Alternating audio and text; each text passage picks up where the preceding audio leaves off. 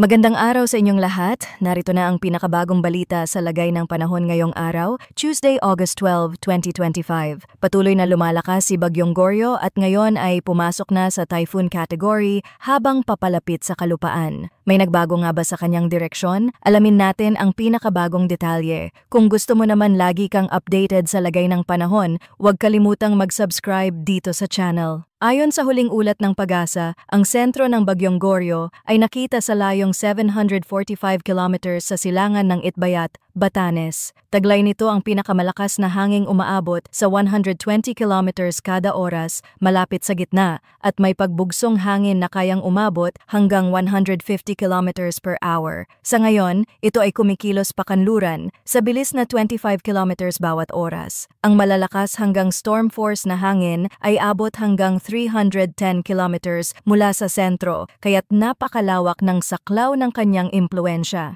Base sa kasalukuyang track forecast, mababa pa rin ang posibilidad na direktang maapektuhan ang ating bansa sa loob ng susunod na 3 araw. Gayunpaman, dapat tandaan na kung lilihis patimog ang bagyo, may tsansang magtaas ng tropical cyclone wind signal sa extreme northern Luzon. Para naman sa kondisyon ng dagat sa susunod na 24 hours, inaasahan ang napakagaspang na karagatan sa mga baybayin ng Batanes na may taas ng alon na posibleng umabot hanggang 5.5 meters. Mapanganib maglayag ang lahat ng uri ng sasakyang pandagat kaya mariing pinapayuhan ang mga mangingisda at marino na manatili sa pantalan o humanap ng mas ligtas na lugar. Rough din ang magiging dagat sa Hilaga at silangang baybayin ng Babuyan Islands na may taas ng alon na hanggang 3.5 meters, habang katamtaman naman hanggang 2.5 meters ang taas ng alon sa natitirang baybayin ng Babuyan Islands at hilagang silangang baybayin ng Cagayan. Sa baybayin naman ng mainland Cagayan, Isabela at hilagang silangang Aurora, posibleng umabot sa 2 meters ang taas ng alon. Pinapayuhan ang lahat ng mangingisda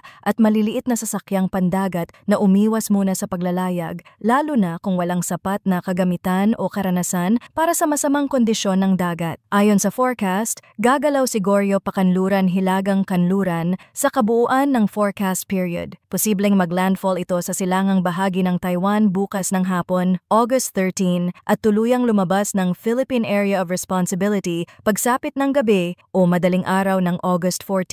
Mananatili ito sa typhoon category bago maglandfall, ngunit inaasahang unti-unting hihina pagkatapos tumama sa kalupaan. Sa tropical cyclone threat potential mula August 11 hanggang 17, inaasahan na mananatiling malakas si Goryo habang patungo sa southeastern China Sea malapit sa Taiwan. Bukod dito, may posibilidad na mabuo ang dalawang tropical cyclone-like vortices o TCLVs sa loob ng PAR, ngunit mababa ang tiyansang maging ganap na bagyo. Ang TCLV-1 ay posibleng mabuo sa Philippine Sea at gumalaw patungong hilagang silangang Luzon, habang ang TCLV-2 naman ay posibleng mabuo sa West Philippine Sea at lumabas ng PAR sa parehong linggo.